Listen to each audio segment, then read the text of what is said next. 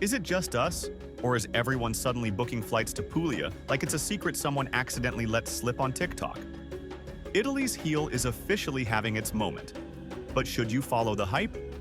Or is this just another case of Instagram made me do it? Let's break it down.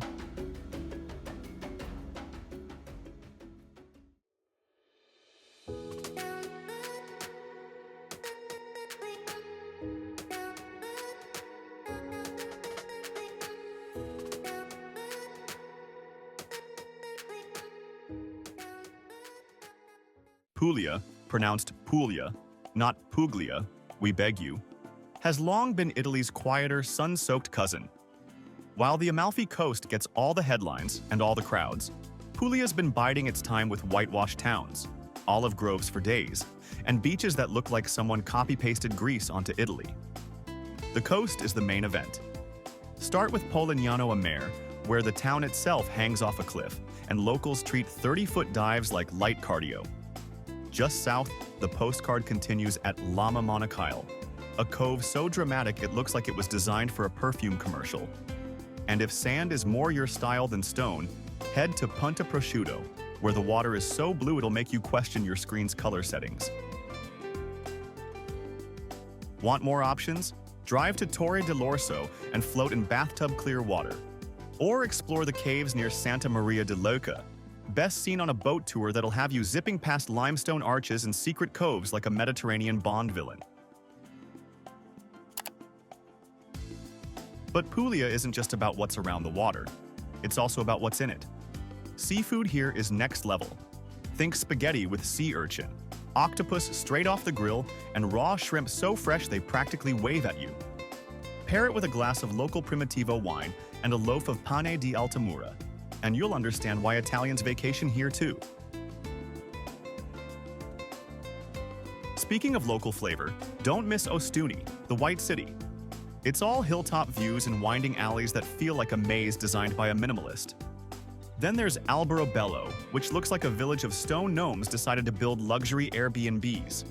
Those trulli houses? Completely ridiculous. Completely perfect. Need a little art and architecture?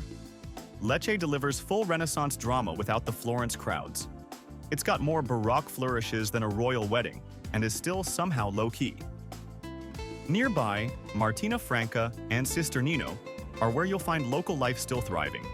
Espresso-fueled piazzas, linen shops with no online presence, and pasta so good you'll rethink your life choices.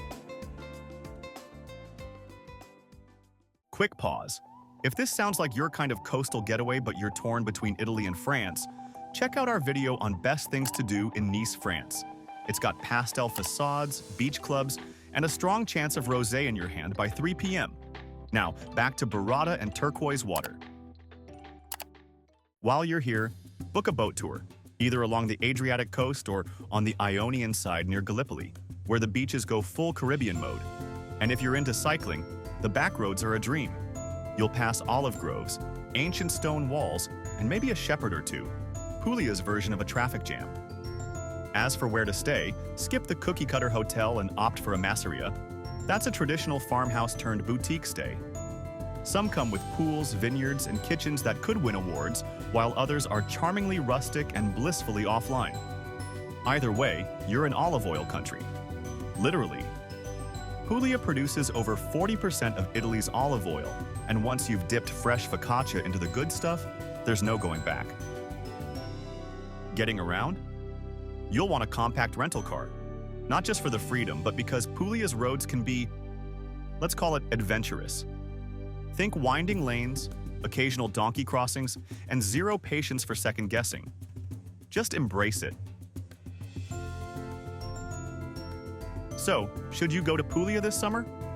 Only if you like world-class beaches, unforgettable food, charming towns, and an Italy that still feels Italian. The secret's not totally out yet, but it's not going to stay quiet forever.